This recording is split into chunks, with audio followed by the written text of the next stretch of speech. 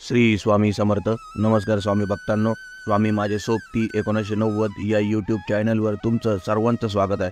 स्वामी भक्तांनो, आज आहे रक्षाबंधन. तुम्हाला सर्वांना रक्षाबंधनच्या हार्दिक शुभेच्छा. रक्षाबंधन साजरा करताना खूप जणांना माहीत नाही की सर्वात प्रथम देवांना राखी बांधावी लागते. तर कोणत्या कोणत्या देवांना राखी बांधावी लागते चला आपण बघूया. पहिला मान गणपती बाप्पाला. गणपती बाप्पाला पहिला मान दिला जातो, म्हणून रक्षाबंधनला सर्वात प्रथम आपल्या लाडक्या गणपती बाप्पाला राखी बांधावी.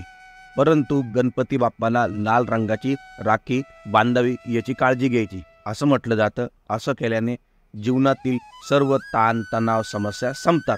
यासह जीवनात सुखी समृद्धी येते. दुसरी राखी बांधतात कृष्ण भगवंताला. पौराणिक मान्यतेनुसार राखी बांधण्याची परंपरा द्रौपदीने कृष्णाला रक्षासूत्र बांधून केली होती असे म्हटले जाते. श्रीकृष्णाला हिरव्या रंगाची राखी बांधल्याने तो जीवनातील सर्व दुःख दूर करतो. कान्हा आपले अचानक होणाऱ्या त्रासांपासून रक्षण करतो. तिसरी राखी बांधली जाते आपल्या हनुमानाला. पवनसुत समस्या निवारक हनुमानास देखील राखी बांधली पाहिजे. असे मानले जाते की पवनपुत्राला राखी बांधल्याने मंगल दोष दूर होतात, शक्ती आणि बुद्धिमत्ता प्राप्त होते. लाल रंग हनुमानजींना खूप प्रिय आहे, त्यामुळे लाल रंग किंवा केशरी रंगाचे रक्षासूत्र हनुमानजींना बांधावे.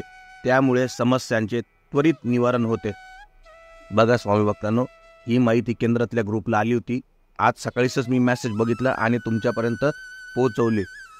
आपण घरी रक्षाबंधन साजरं करण्याच्या आधी या 3 देवांना राखी बांधावी, मग घरात रक्षाबंधन सण साजरा करावा. स्वामी भक्तांनो, सदरची व्हिडिओ तुम्हाला कशी वाटली हे तुम्ही कमेंट करून सांगा. स्वामी माझी सोबती 1990 या यूट्यूब चॅनलला लाईक करा, शेअर करा, सबस्क्राईब करा. धन्यवाद. श्री स्वामी समर्थ.